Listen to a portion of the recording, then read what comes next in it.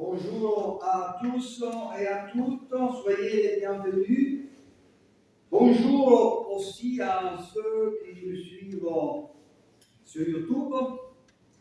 Aujourd'hui, dimanche 8 décembre, deuxième dimanche de l'Avent. Donc, normalement, il faudrait allumer les deux bougies. Là, je vois que tout est éteint. Et alors, il faudra les allumer. Quelqu'un se porte volontaire. Aujourd'hui, nous avons le plaisir d'accueillir l'aumônier régional des prisons, Marc Blanc, et son épouse. Et nous allons avoir un temps où nous pouvons un peu échanger sur l'aumônerie. Je lui ai aussi confié la prédication ce matin. Donc, je me répondre un peu au moment de ce qui concerne le message de la prédication. Je voudrais aussi saluer l'autre aumônier des prisons, Christian Blasiak, il est là, de la maison d'arrêt de Glace. Et c'est un plaisir de vous accueillir, chers frères en Christ, chères sœurs. Je vous invite à vous lever. Nous lisons une parole, une prophétie du prophète Ésaïe.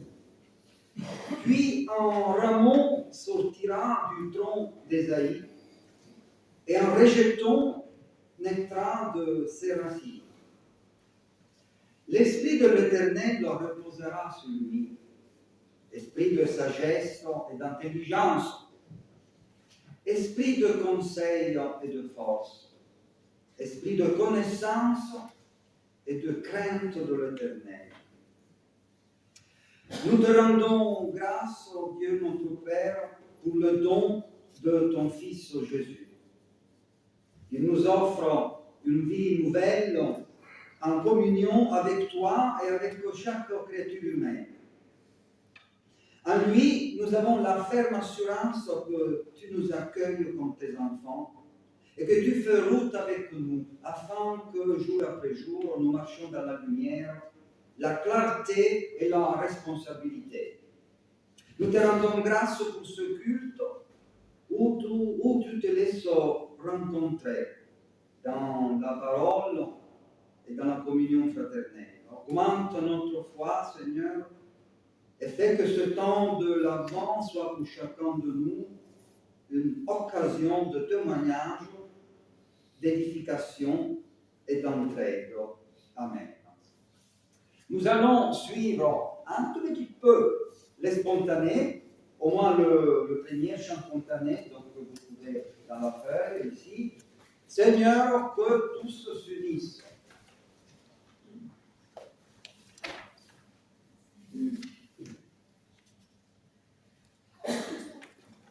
Donc le 303. 303.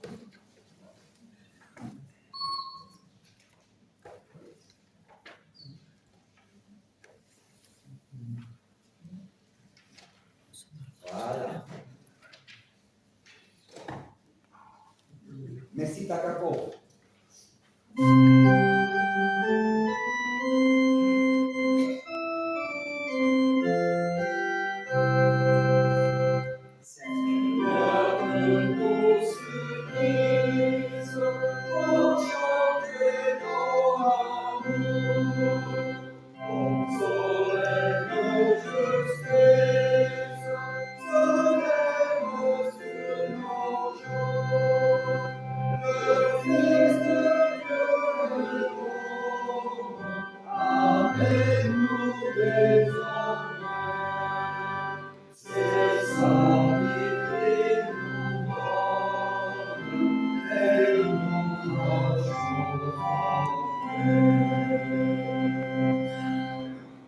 Vous pouvez prendre place, chers frères et sœurs. Je vous invite à prendre la page 1084, donc dans le recueil, alléluia, parce qu'à la page 1084, il y a un psaume.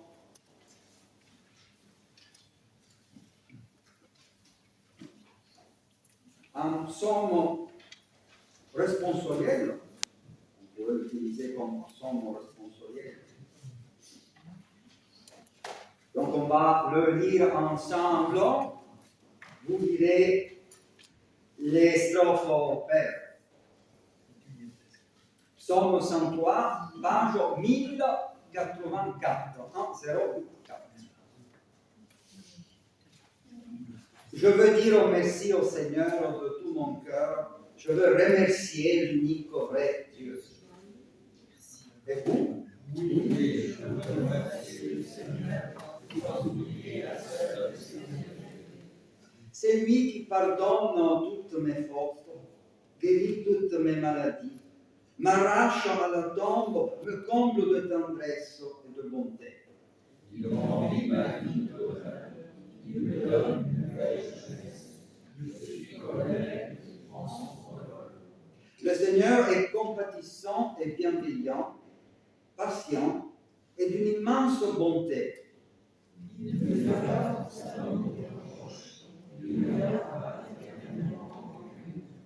Il ne nous a pas punis comme nous l'aurions mérité. Il ne nous a pas fait payer le prix de nos fautes. Sa bonté est aussi fidèle, aussi haut que le ciel. Il met entre nous et nos mauvaises actions autant de distance qu'entre l'Est et l'Ouest.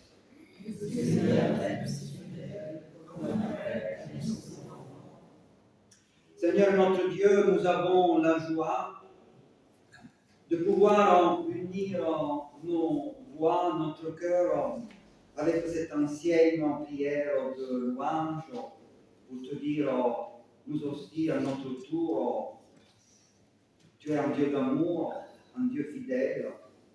Nous voulons aujourd'hui encore nous remettre à ta miséricorde et te remercier pour tous tes bienfaits. Que ce temps de l'Avent soit un temps où notre foi s'ouvre à ton esprit, où notre foi s'ouvre à l'entraide, à la solidarité, à la parole, au service. Oui, Seigneur Jésus, c'est magnifique de pouvoir te rencontrer dans la parole, dans l'esprit, dans la communion fraternelle. Fais de nous des témoins de ta paix. Au nom du Christ. Amen. Alors, première cantique de l'Avent, moi je suis très traditionnel. Quand il y a l'Avent, moi je veux vraiment chanter Noël, tout ce qui est tout ça. Je grandis spirituellement aussi en Allemagne, moi, dans les églises luthériennes. 31-14, on fait donc les trois strophes. 31-14.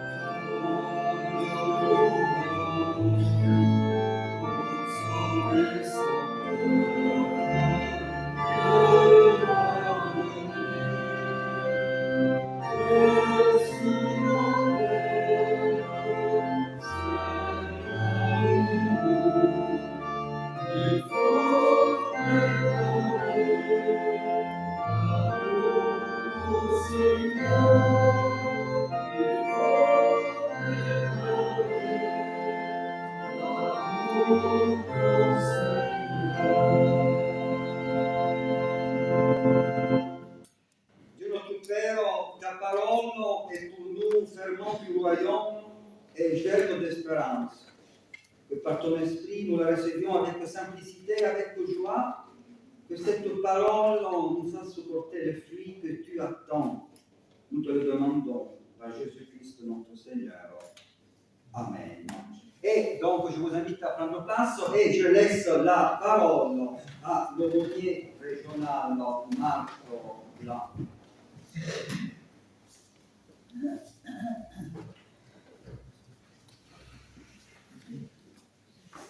Bonjour à toutes et à tous. C'est en frère de la paroisse Nice Saint-Esprit que je viens vous voir ce matin, et aussi en tant qu'aumônier régional protestant des prisons. Je connais votre lieu de culte, il me plaît beaucoup.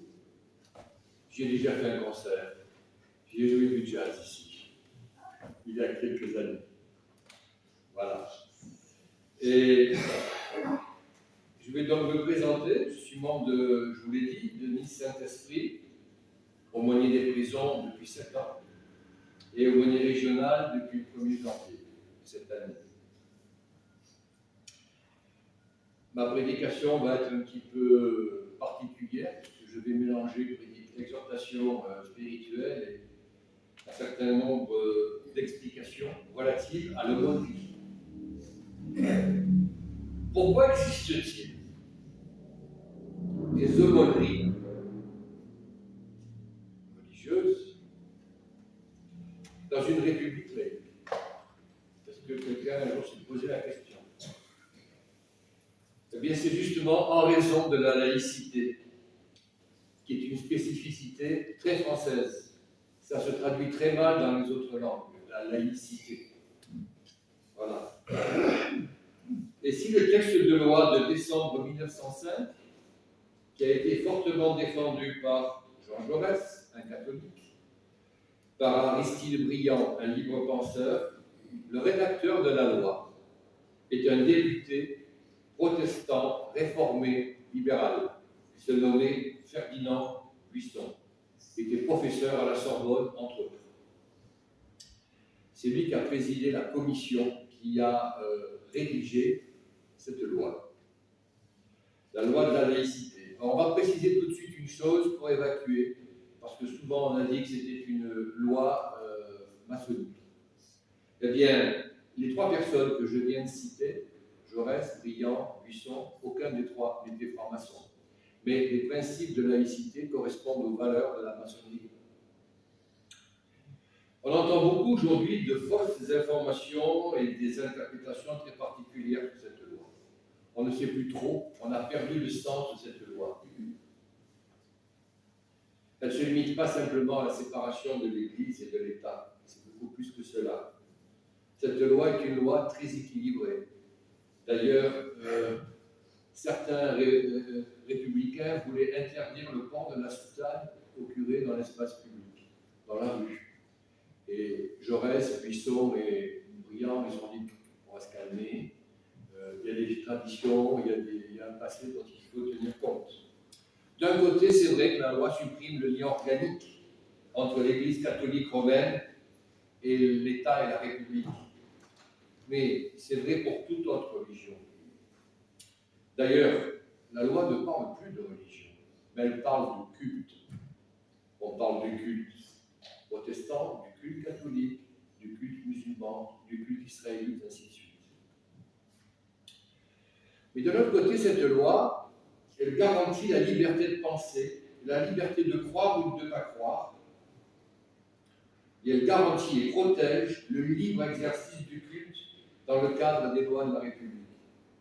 Il y a des lois très précises. Si demain quelqu'un venait troubler votre culte ici, venait faire un scandale, la police serait en droit de l'arrêter, vous seriez en droit d'appeler la police, de le faire arrêter. Il serait condamné pour trouble de l'exercice du culte. Cependant, il y a des populations qui sont empêchées de se rendre dans un lieu de culte et de rencontrer les ministres du culte et de rencontrer d'autres croyants qui partagent leur foi. Elles n'ont donc plus la liberté de culte. Quelles sont ces populations? Il y en a 3. Il y a les militaires, parce que les militaires, quand ils sont dans leur caserne et quand ils sont en campagne, ne peuvent pas accéder au culte. Il y a les malades, parce que les malades, lorsqu'ils sont sur leur lit d'hôpital, ils ne peuvent pas se déplacer pour aller au culte, ni rencontrer un pasteur ou un prêtre ou un rabbin. Il y a une 3e, ce sont les personnes qui sont détenues sous main de justice, qui sont emprisonnées. C'est là, c'est pareil. Elles ont donc... Et la loi, la République, pour justement respecter le principe de laïcité, elle a pris en compte le fait de l'empêchement de ces personnes. Et elle fait en sorte que le culte et la rencontre avec les ministres du culte soient rendus possibles par le moyen des aumôneries. Il existe pour cela 3 types d'aumôneries. L'aumônerie militaire, où les aumôniers font partie des cadres de l'armée, avec rang d'officier, avec la solde, avec un uniforme, avec des insignes distinctifs. L'aumônerie des hôpitaux, avec des aumôniers faisant partie de la fonction publique hospitalière. Sûrement, voilà. Et des aumôniers bénévoles aussi, donc beaucoup d'aumôniers bénévoles dans l'aumônerie des hôpitaux. Et enfin, celle qui est la plus importante en nombre, l'aumônerie des prisons, avec des aumôniers agréés par l'administration pénitentiaire, après enquête de police. On est tous passés devant la direction générale de la sécurité intérieure avant de devenir aumônier. Certains sont vacataires, la plupart sont bénévoles, mais nous sommes tous soumis au code de l'administration pénitentiaire et tous sont reconnus comme ministres du culte. L'aumônier n'est pas un membre de l'administration pénitentiaire. Ce n'est ni un avocat ni un juge, ni un travailleur social. Le rôle de l'aumônier est d'apporter un soutien spirituel aux détenus. De trois manières: la célébration du culte, les ateliers bibliques et les visites en cellule. Il faut savoir que l'aumônier, c'est la seule personne, hormis les surveillants, qui a la clé pour entrer dans les cellules. On toque, comme ça. On met le pied contre la porte pour éviter une ouverture brutale. On ouvre la porte. On remet le loquet, de sorte qu'on ne se retrouve pas enfermé par un surveillant qui viendrait fermer derrière nous, se retrouverait emprisonné. Voilà. On demande la permission d'entrer, puisqu'on entre chez les gens quand on entre dans la cellule. Et à ce moment-là, lorsqu'on est accueilli, parce que bien souvent on a rendez-vous, on demande si ça ne dérange pas aux autres détenus que nous restions, à moins que le détenu ait besoin de nous parler de manière très confidentielle. Voilà. Et nous sommes donc dans la cellule avec les détenus. Nous sommes à la fois dans leur salon, leur chambre, leur toilette et leur salle à manger. Sur 9 mètres carrés, c'est ce qu'il y a dans une cellule. Quelquefois, il y a un seul détenu dans les centres pénitentiaires. Et à Nice, j'ai visité, c'est mon aumônerie principale, Nice, je viens de l'aumônerie de Nice. Et ils sont 3, 4, 5 sur les 9 mètres carrés. Voilà ce que je voulais vous dire concernant ça. Je vous donne tout à l'heure quelques chiffres. Je ne voudrais pas passer en dehors du temps d'exhortation, du temps de prédication réelle. Les aumôniers prêchent en prison, même quand ils ne sont pas pasteurs. Nous sommes des ministres du culte. Je vais appuyer ma prédication. Je voudrais vous parler de l'unité des chrétiens. Pourquoi? Parce que je suis de l'unité, plus particulièrement de l'unité des protestants.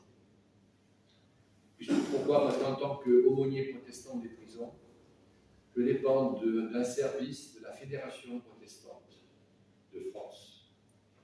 Et dans cette Fédération protestante de France, elle regroupe la plupart d'un certain nombre d'églises, 26 unions d'églises sont membres de cette fédération. Et le texte sur lequel je vais m'appuyer est le suivant. Je vais vous parler un petit peu, non pas comme un prédicateur habituel, non pas comme un pasteur, que je ne suis pas, mais je vais vous parler comme un frère parle à d'autres frères et d'autres sœurs. Voici ce que Paul écrit au tout début de la lettre aux Corinthiens, la première lettre aux Corinthiens. Je rends en mon Dieu de continuelles actions de grâce à votre sujet, par la grâce de Dieu qui vous a été accordée en Jésus-Christ. Car en lui, vous avez été comblés de toute richesse qui concerne la parole et la connaissance, le témoignage de Christ ayant été solidement établi parmi vous, de sorte qu'il ne vous manque aucun don. En l'attente où vous êtes de la manifestation de notre Seigneur Jésus-Christ, il vous affermira aussi jusqu'à la fin, pour que vous soyez irréprochables au jour de notre Seigneur. Dieu est fidèle, lui qui vous a appelés à la communion de son Fils Jésus-Christ, à tenir tous un même langage et à ne point avoir de division parmi vous, mais à être parfaitement unis dans un même esprit et dans un même sentiment. Et après, ça se gâte. Ça, c'est pas dans le texte, je vous le dis. Après, ça se gâte. Parce que Paul dit, car mes frères, j'ai appris à votre sujet par des gens de Chloé qu'il y a des disputes au milieu de vous. Je veux dire que chacun de vous parle ainsi. Moi, je suis de Paul, et moi, d'Apollos, et moi de Céphas, c'est-à-dire Pierre, et moi de Christ. Christ est-il divisé? Paul a-t-il été crucifié pour vous? Ou est-ce au nom de Paul que vous avez été baptisés? Je suis dans une paroisse d'une union d'églises qui appartient à la Fédération protestante. Et sur grâce, vous êtes la seule. Il n'y a pas d'autres églises membres de la Fédération protestante en dehors de votre communauté. Et ce que je vais vous dire aujourd'hui, c'est la chose suivante. La Fédération protestante de France regroupe la plupart des églises se réclamant des principes fondateurs du protestantisme, que vous connaissez tous. Je pourrais vous faire une interrogation en disant quels sont ces principes fondateurs. Sola Gratia, ça vous dit quelque chose? Sola Fide, Sola Scriptura, Solus Christus, Soli Deo Gloria, Ecclesia Semper et Fundamenta. Sur ces 6 principes, c'est la base du protestantisme. Et toutes les églises des 26 unions qui adhèrent à la FPF acceptent ces principes du protestantisme. Les aumôniers des prisons sont tous issus de ces unions d'églises et signent la charte, ici personnellement, la charte de la Fédération protestante de France. Cette diversité n'est pas un handicap, mais au contraire un avantage dans le cadre de l'exercice de l'aumônerie. Parce que c'est d'abord un témoignage que nous sommes tous chrétiens. Le Christ, notre Seigneur, nous dit dans l'évangile de Jean, chapitre 13, verset 35, « À ceci, tous reconnaîtront que vous êtes mes disciples, si vous avez de l'amour les uns pour les autres. » Et nous travaillons en commun. Quand Paul dit « moi je suis de Paul » et moi, il fait référence aux différentes segments de division dans l'église de Corinthe.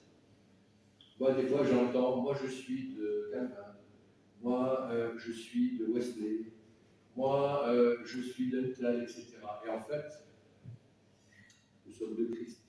Nous sommes tous membres du corps de Christ. Dans le travail en commun, dans la vie, nous apprenons à nous connaître, à respecter nos particularités, à surmonter nos divergences théologiques et liturgiques, car nous avons qu'un seul objectif, servir pour la gloire de Dieu, propager l'évangile de Jésus-Christ derrière les murs des prisons. C'est un ministère qui ne se voit pas, les murs des prisons sont très hauts, il n'y a pas de vedette dans l'aumônerie, ce n'est pas possible. L'humilité est la vertu principale des aumôniers. Vous ne pouvez pas devenir une star télévangéliste quand vous êtes en prison, dans une cellule. Non, vous êtes là pour servir Dieu et apporter un soutien spirituel aux aumôniers, je le répète. Je voudrais continuer mon exhortation en disant la chose suivante, en reprenant toujours dans l'Épître aux Corinthiens, au chapitre 10, les versets 16 à 17.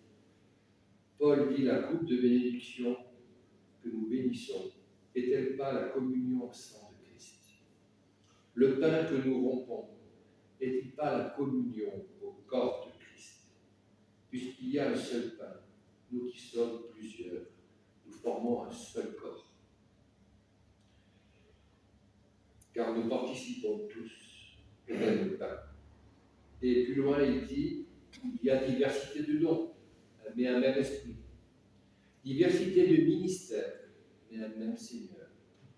Diversité d'opérations, mais le même Dieu qui opère tout en tous. » Et j'aime bien terminer mon exhortation par le dernier verset, par la dernière partie du dernier verset du chapitre 12. Qu'est-ce qu'il nous dit, Paul? « Et je vais encore vous montrer une voie par excellence. » Et celui qui a fait le découpage de la Bible en chapitres et en versets n'aurait pas dû dire fin du chapitre 12, début du chapitre 13. parce que la voie par excellence débute au chapitre 13 et elle commence par l'amour. L'amour, l'amour. Pendant un chapitre entier, Paul parle de l'amour. Et cela, ça boucle avec le verset de l'évangile de Jean que j'ai cité précédemment. À ceci, on reconnaîtra que vous êtes mes disciples, si vous vous aimez les uns les autres. J'ai terminé mon exhortation. Je vais vous donner maintenant quelques... Écoutons. On va écouter. Voilà. Et je reprends ça.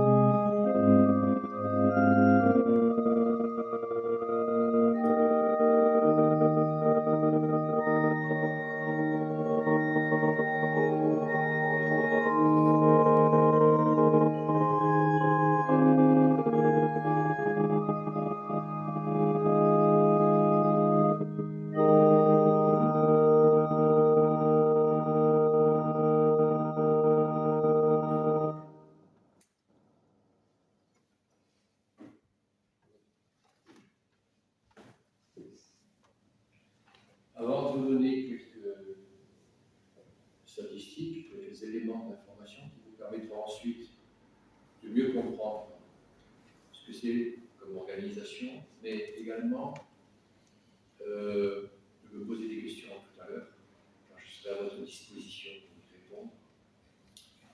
Et avant de commencer, j'aimerais vous dire que vous êtes dans une ville où l'aumônerie protestante de la prison de la maison d'arrêt fonctionne très bien.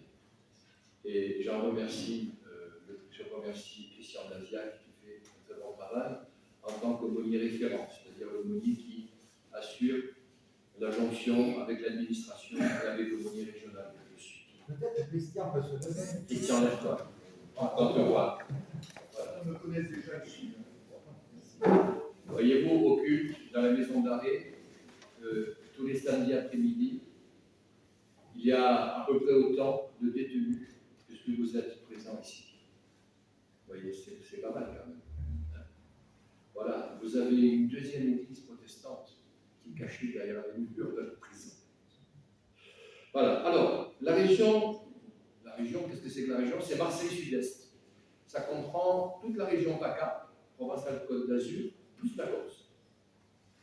Il y a dans cette région 16 établissements pénitentiaires qui dépendent de la direction interrégionale des services pénitentiaires de Marseille. Il y a 13 établissements proprement dit en région PACA et 3 établissements en Corse. qui est à noter, c'est qu'au total, il y a un total, peut-être un peu plus maintenant, parce que là, ces derniers temps, ça est en train de pousser malheureusement. Il y a 8300 détenus dans la prison, mais il y en a beaucoup plus sous main justice. 8300 détenus, ça veut dire enfermés. Ça représente 12% de la population carcérale française.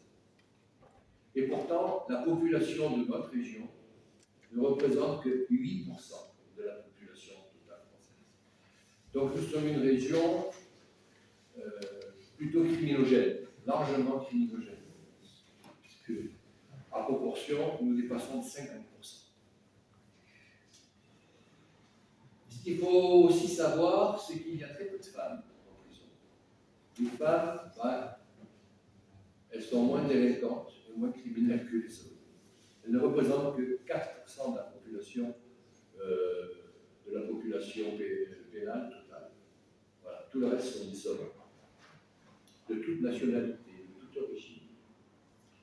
Je dirais presque de tous milieux sociaux, mais encore que ce sont quand même des milieux défavorisés au départ qui se retrouvent souvent en prison. Je dis encore que parce que depuis quelques années, la criminalité et la délinquance sont en forte hausse, surtout ces derniers mois. Et il y a deux causes principales à cette forte augmentation du nombre de détenus. D'abord, la délinquance et la criminalité sexuelle. Ce sont des sujets qui ont été rendus sensibles grâce aux médias, grâce aux personnes connues qui ont parlé de ce qu'elles ont vécu dans leur jeunesse, leur enfance, les agressions qu'elles ont subies, les viols qu'elles ont subis. Je parle ici, il n'y a pas de mineurs, donc je pense que je peux parler de ce sujet. En conséquence de ce qui a été dit dans les médias, le délai de la prescription a été rallongé jusqu'à 30 ans pour les crimes sous mineurs. Et le décompte ne commence qu'au jour de la majorité de la victime présumée. Ces décisions législatives ont conduit à mettre en évidence un plus grand nombre de faits délictueux et criminels, et donc une augmentation du nombre de condamnations. Aujourd'hui, les détenus pour délits ou crimes sexuels représentent en moyenne 30% de la population carcérale. La deuxième raison de l'augmentation de la détention, c'est le trafic de drogue. Il est en très très forte augmentation. On parle de mexicanisation de la France. Et les gangs sont devenus très très puissants. Les organisations criminelles qui gèrent le trafic de drogue sont devenues très puissantes, mais elles ont étendu leur activité à la prostitution, aux raquettes, ainsi de suite. Voilà. Et les crimes qui commettent énormément de crimes de sang, ils n'hésitent pas à menacer même nos institutions. Les chefs de gang n'hésitent pas à éliminer physiquement leurs concurrents. Je ne vais pas vous répéter tout ce qu'on peut entendre dans la presse et tout ce qu'on peut voir à la télévision. Aujourd'hui, ils menacent, ils tentent de corrompre et menacent les autorités judiciaires, policières et même pénitentiaires. En date, tout dernièrement, un contrat a été mis sur la tête de la directrice du centre de détention des Baumettes à Marseille et du chef de détention, c'est-à-dire celui qui est le patron de tous les surveillants. Ils ont mis ça pour un prix de 120 000 € pour les deux. Vous voyez que pour eux, ce n'est pas grand-chose, 120 000 €. C'est une semaine du chiffre d'affaires d'un peuple de vie. C'est rien. Les services de l'administration pénitentiaire de la région doivent faire face également à la vacance de 250 postes non occupés de surveillants. Et sur les postes occupés, le taux d'absentéisme est de 13%, ce qui est nettement supérieur à ce qu'on constate comme taux d'absentéisme dans le reste de la fonction publique. Un autre chiffre que je vais vous donner, qui va peut-être vous donner que l'on n'ose pas citer bien souvent dans les médias et dans les autorités. Une étude a été faite et a estimé le coût de la délinquance et de la criminalité en France à 150 milliards d'euros. Et je vous donne ce chiffre pour le mettre en perspective avec les 9 milliards du budget du ministère de la Justice. Sachant que sur ce budget, il faut aussi financer la justice civile et la justice administrative. Pour être, ne serait-ce qu'au niveau de l'Allemagne, à population égale, à proportion, il faudrait au moins doubler ce budget. Or, le budget avait été fixé à 10 milliards, et dans le cadre des économies pour entrer dans les standards européens, on a enlevé 1 milliard. Donc on se retrouve à 9 milliards. Dans les 16 établissements pénitentiaires de la région, l'aumônerie protestante des prisons compte actuellement 38 aumôniers.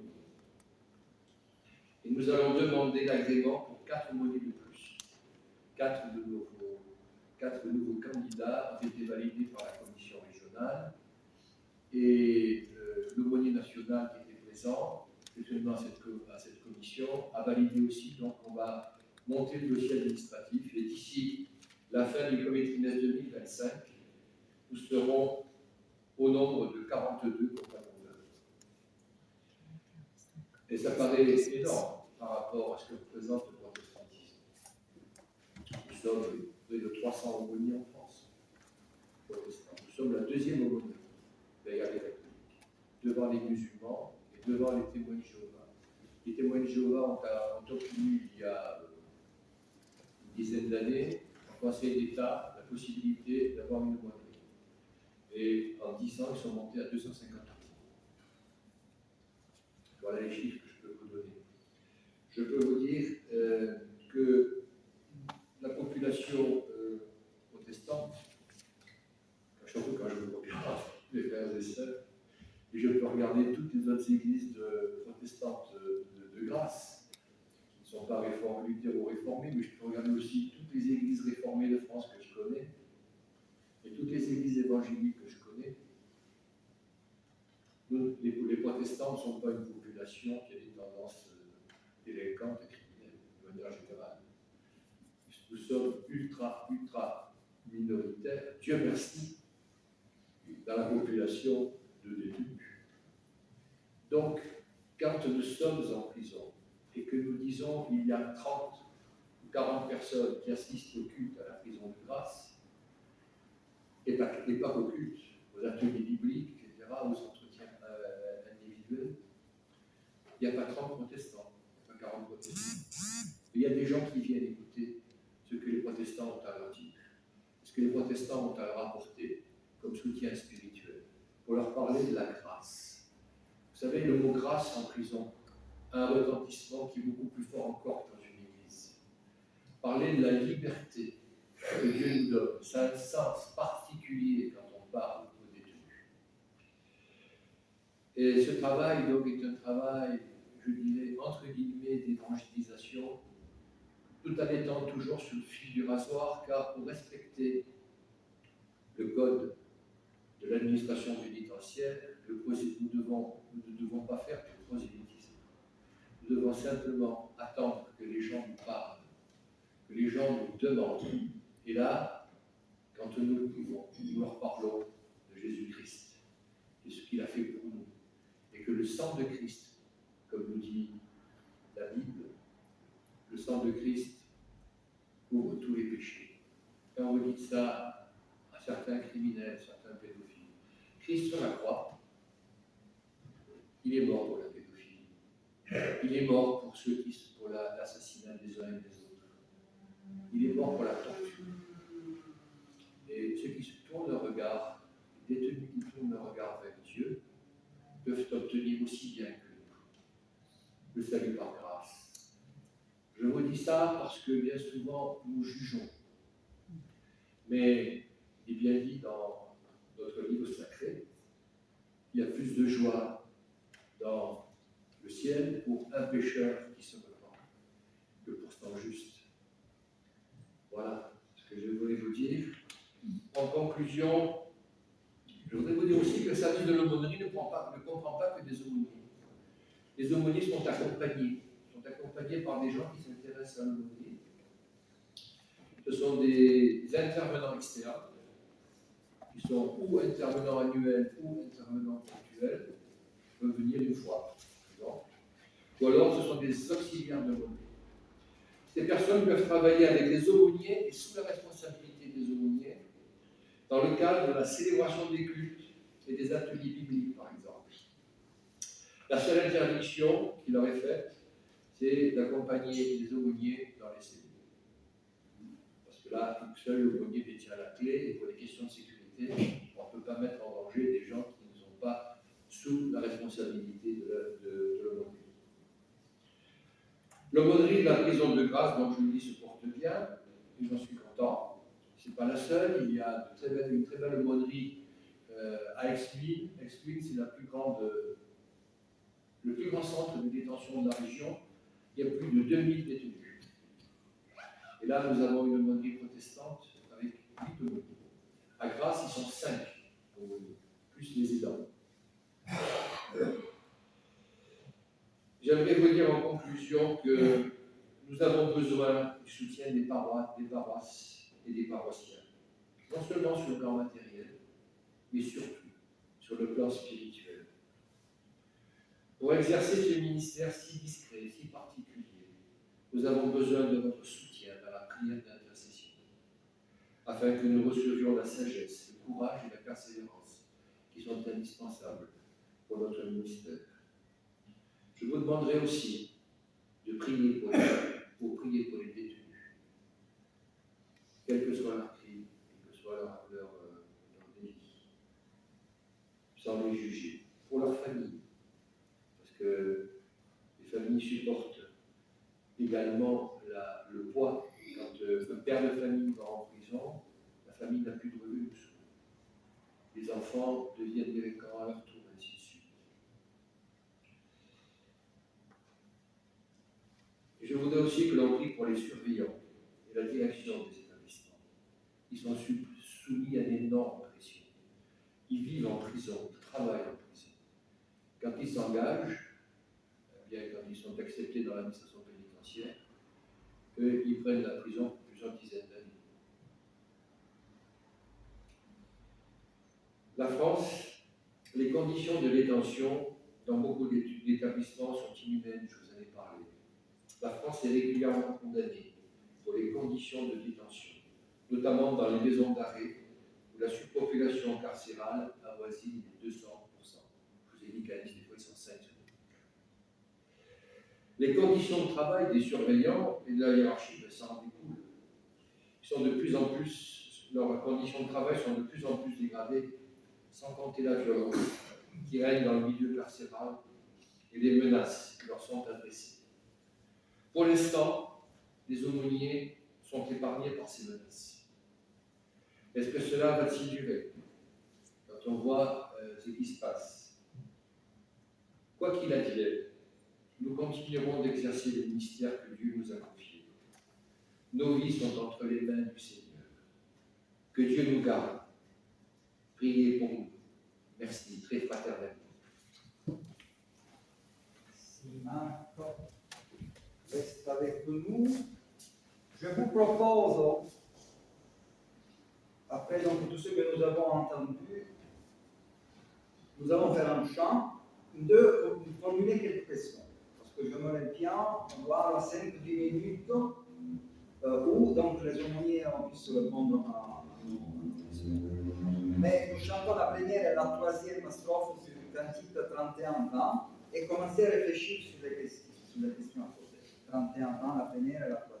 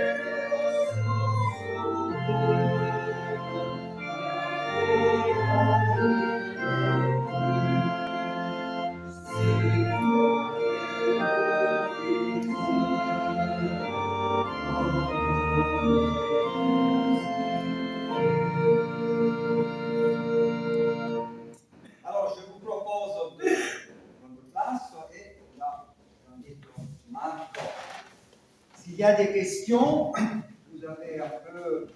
Vous avez des questions et des remarques? Je vous écoute. Je voudrais savoir si le pénitencier de Casablanca existe. Oui, il existe toujours. Il existe toujours, je vais vous en parler parce que c'est un. Reformuler la Oui, question. Je vais vous reformuler la question. On vous demande, peut-être votre ami est corse. Nous avions un pasteur dans les années 50, qui est le pasteur de Grasse, qui était en charge également de la. De Casabiande, d'accord. Alors, elle me demande si le pénitencier de Casabiande existe toujours. Oui, il existe toujours. Et je l'ai visité cet été, car l'aumônier en charge est l'épouse d'un pasteur, réformé qui prenait ses 4 mois sabbatiques. Donc ils sont allés sur le continent et je suis allé, moi, 2 fois dans l'été et lui aussi est revenu 2 fois dans l'été pour qu'au moins 1 fois par mois il y ait une présence. L'aumônier protestant. C'est un pénitencier très particulier parce qu'il est sans mirador, sur 1780 hectares de terres magnifiques, avec 6 km de plage de sable fin. Voilà. N'y sont admis que les détenus en fin de peine longue, et qui se sont très bien comportés au cours de leur détention, préalablement dans les établissements où ils avaient été incarcérés. Il y a un travail qui est fait. Nous avons un très bon contact avec la direction de cet établissement. Voilà. Dans cet établissement, les gens, ils cultivent et ils s'élèvent. Ils cultivent des fourrages, ils cultivent de l'olivier, ils cultivent pas de la vigne, ils font de la permaculture également. Ils apprennent à conduire les gros engins, les très très gros engins, les plus grosses maçonneries, etc. Ils ont une formation agricole, donc ils ont ce qu'on appelle des cassettes, c'est-à-dire des diplômes ensuite, qui leur permettent d'aller travailler à la suite de leur détention dans des entreprises qui louent ces grands engins aux paysans. Pas simplement en Corse, dans toute la France, même ailleurs. Voilà. Voilà. Fabien et puis Robert. Votre introduction sur la laïcité en fait, m'a fait apparaître que le terme pénitencier est en fait très connoté, notamment dans la théologie catholique. Est-ce qu'il y a une historique, est-ce qu'il y a quelque chose que vous pouvez nous dire?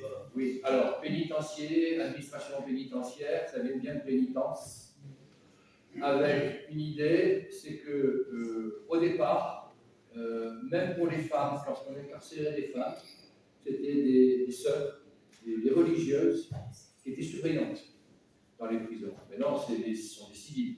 À l'époque, avant qu'il y ait la République, c'était des femmes. Et l'aumônerie, la première aumônerie a été catholique. C'est Saint-Vincent de Paul qui l'a créée. Voilà. Donc ça remonte à très très loin. Nous, les protestants, nous avons attendu la République avant de devenir de créer une aumônerie, de demander une aumônerie. Voilà.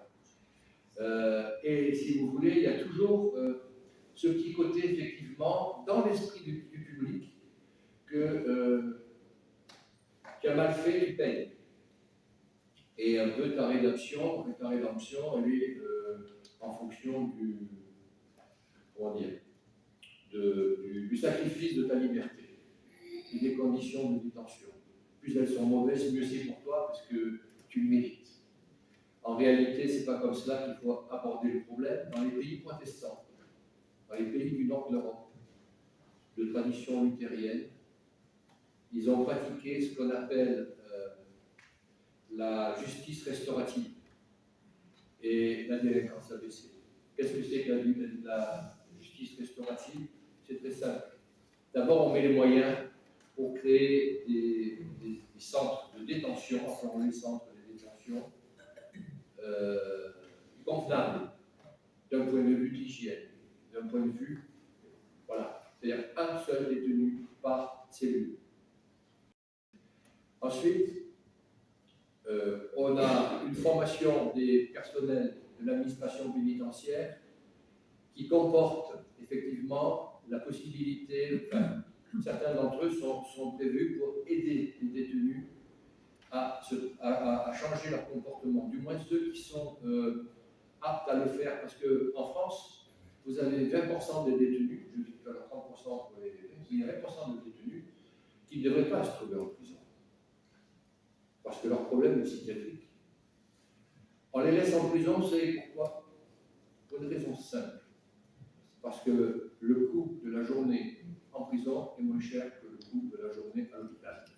Voilà. Il faut dire les choses telles qu'elles sont. Hein. Voilà. La vérité, ça ne s'est pas dit. Voilà.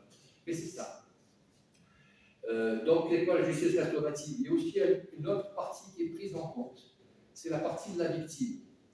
Dans le procès pénal, en France, la victime, eh bien, elle reçoit encore autant de coups dans la durée du procès que ce qu'elle en a reçu avant. Si une jeune femme a été violée et que son violeur se retrouve devant la cour, d'abord il a fallu qu'elle raconte tout aux policiers. Je ne sais pas si vous voyez un petit peu ce que ça représente. Ensuite, elle va forcément être agressée. Elle est partie civile, mais elle va être forcément agressée par la partie défenderesse. L'avocat du criminel va remettre en cause sa parole, va remettre en cause son honnêteté, va dire non, mais finalement, tu n'as pas provoqué, etc. Vous voyez ce que je veux dire? Donc, elle va avoir l'impression de se vider une poubelle sur la tête pendant la durée du procès. Et ça, c'est dur. Et ensuite, quand le procès est fini, on ne s'occupe plus d'elle. Or, lorsqu'il y a un crime, même le délinquant, mais surtout un crime, le criminel et la victime perdent leur humanité. Ils perdent leur humanité. La seule façon de retrouver son humanité, c'est de revenir à ce que la Bible nous enseigne, c'est-à-dire au pardon. Et dans les pays scandinaves, ils font faire, parce que à la fin du procès, quand le détenu sent que bon, ça ne va pas très bien pour lui, il va dire je m'excuse auprès de la victime, auprès de la famille. Et ça, ce sont des excuses purement formelles. Ce n'est pas une transformation de l'individu. Dans les pays scandinaves, ils ont obtenu cela, c'est-à-dire qu'ils font faire un parcours de repentance. Parce que la repentance précède le pardon. Et la victime va être prise en compte. C'est-à-dire que ce parcours de repentance va aussi le fait de demander vraiment pardon à la victime. Et on va faire rencontrer la victime et son bourreau. Jusqu'à ce que la victime soit en état de dire je te pardonne. Et ça, je pense que c'est très dur à faire. Mais il y a tout un parcours, toute une aide qui est apportée à la victime pour qu'elle puisse arriver à ça. Et toute une aide au détenu pour qu'il puisse comprendre qu'il a perdu son humanité et que c'est en demandant pardon à la victime qu'il va la retrouver. Et le pardon, c'est en Jésus-Christ que nous avons. J'ai répondu à la question? Oui. Robert? Merci. Juste une Et observation. après, Oui. Vous avez bien dit que sur Grasse, il y a 5 communautés protestantes. Il n'y a pas 5 communautés, j'en compte 3 à 4. Il y a la mission Zigane aussi. Alors la mission Zigane fait partie de la Fédération protestante. Voilà. Voilà. Mais voilà, Mais sinon, c'est deux. Autrement, toutes les autres, c'est-à-dire l'Action biblique, que je connais bien, l'Assemblée de Dieu et l'Église protestante évangélique qui appartient au CAEF, c'est-à-dire les anciens frères larges, ne sont pas membres de la Fédération protestante. Les lignes n'ont pas bougé actuellement. Hélas, les lignes n'ont pas bougé, mais nous avons, quand un aumônier vient d'une de ces églises, on ne le refuse pas a priori dans l'aumônerie. Mais par contre, on le fait adhérer. Alors, je prends par exemple les assemblées de Dieu. Il existe 2 types d'assemblées de Dieu. Les assemblées de Dieu qui sont membres, elles sont toutes membres de la Fédération des assemblées de Dieu. Mais à leur sein, il y a 2 catégories. Celles qui sont membres du CNEF, du Centre national des évangéliques de France, et celles qui sont membres du CNEF et de la Fédération protestante de France. Et donc, on demande aux candidats aumôniers d'adhérer à titre individuel à cette 2e catégorie et de signer la charte de la Fédération protestante, notamment sur 2 points essentiels.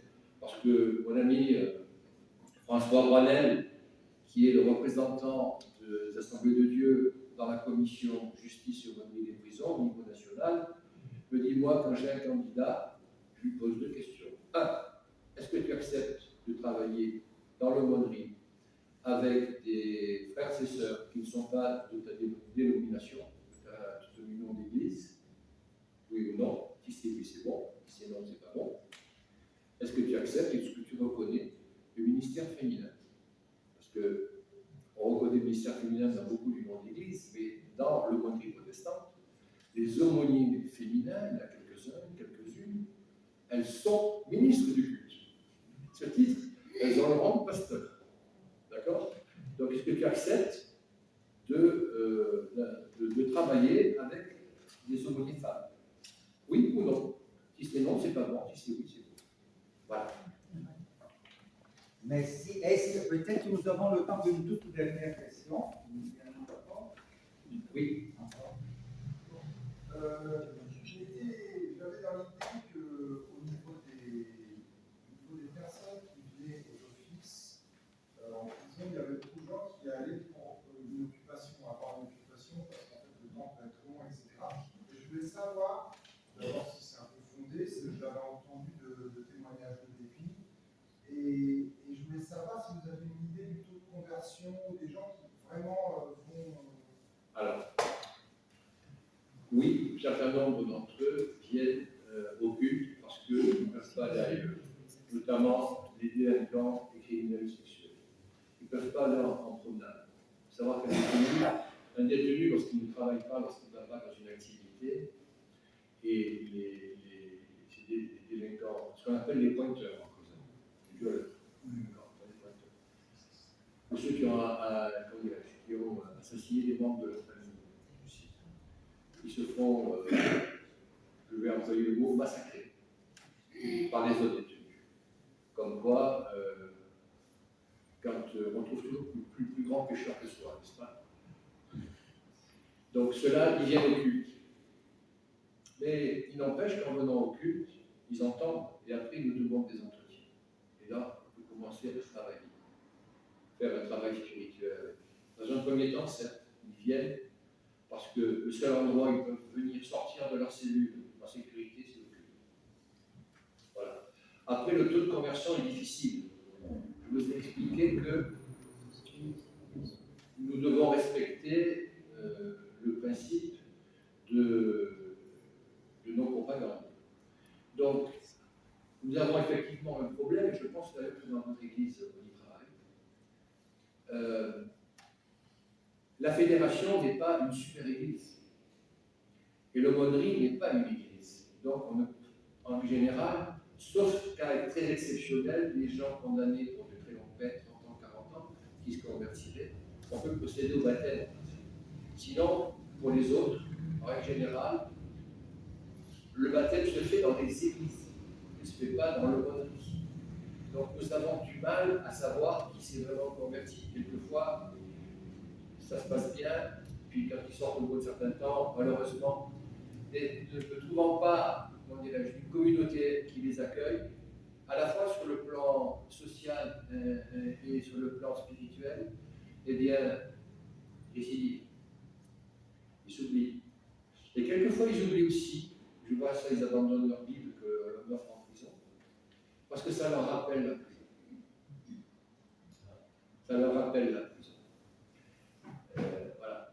Alors, on est en train de faire un travail au niveau de l'aumônerie, au niveau national, mais aussi, on fait le recensement de toutes les associations qui peuvent s'occuper des détenus en sortie, pour les prendre, pour les aider à se réinsérer, pour les prendre en charge, et aussi pour s'occuper un peu de leur famille, et aussi les amener dans certaines églises, de leur choix, pas du choix de l'aumônier, pas du choix de l'association, de leur choix. De qui tu te sens plus proche dans le monde protestant. Voilà. D'accord? Ça se fait comme ça. Mais on n'a pas, j'ai pas de chiffres à vous donner. Je vous dirais très honnêtement, en fait, on n'est pas Pierre qui lance son filet et qui récupère le poisson. Nous, on fait de la pêche et de la ligne. Merci. Alors, merci beaucoup. Tu voulais poser encore une question? Non, pas contre, rapidement, pour écourter le temps des annonces, vous rappelez que nous avons notre repas de l'Avent dimanche prochain, avec le culte qui commencera à 10h30. Pour toutes les autres manifestations qui sont nombreuses, je vous renvoie à notre bulletin qui est en libre accès ici à l'arrière du culte des cantiques. Extraordinaire. Je peux juste un truc après le culte. Voilà, après le culte, il y a l'assemblée des amis de la chapelle. Qui devrait commencer Il devait commencer à 11h15. Donc, les annonces, nous les avons faites. Nous avons eu donc l'opportunité de poser des questions à l'aumônier. Je vous propose de passer à l'offrande. C'est le moment que je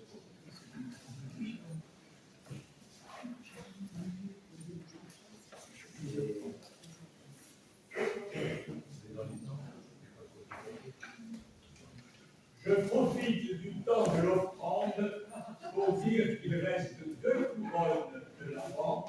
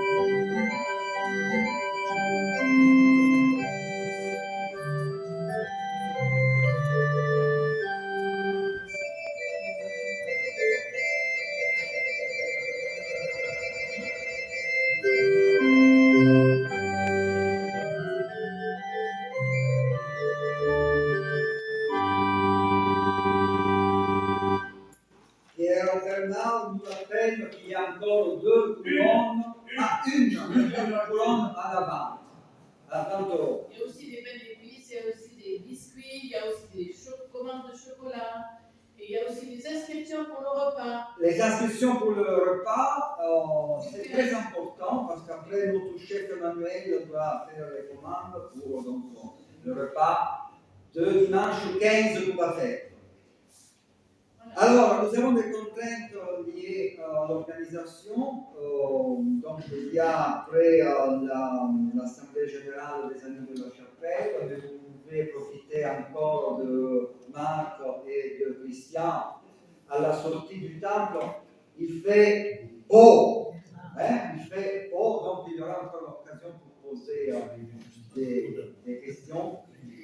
Et nous voulons conclure ce culte avec la prière d'intercession.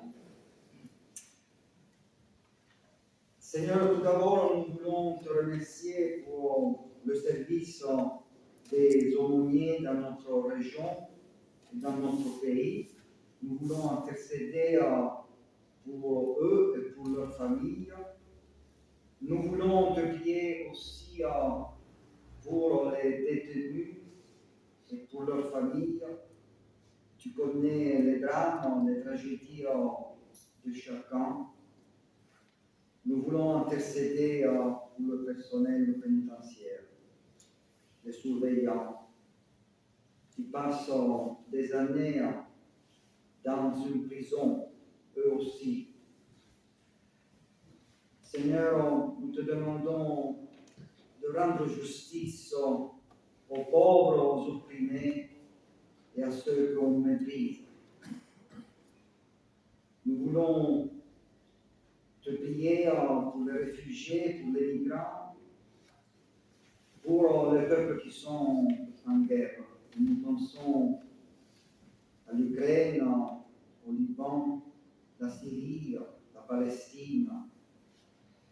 Seigneur notre Dieu, ne permet jamais que nous restons insensibles aux souffrances que nous retrouvons chaque jour, mais fais de nous des témoins de ta paix et de ta grâce. Chers frères et sœurs, je vous invite à vous lever. Nous voulons recevoir la bénédiction du Seigneur. et prendre encore 3 minutes parce que Takako, quand même, Takako, un de pianiste hein, de France, va nous jouer, après la bénédiction, le même morceau musical qu'il a joué à Riesi, à l'occasion du voyage dans l'église de Riesi. Il a trouvé un ordre, il a joué un morceau magnifique. Que l'amour de Dieu notre Père, la grâce du Seigneur Jésus-Christ et la communion du Saint-Esprit soient et restent avec vous tous. Je pense tout particulièrement aux aumôniers, à tous ceux qui sont dans la détresse et aux malades. La force de Dieu nous accompagne et nous fortifie. Amen.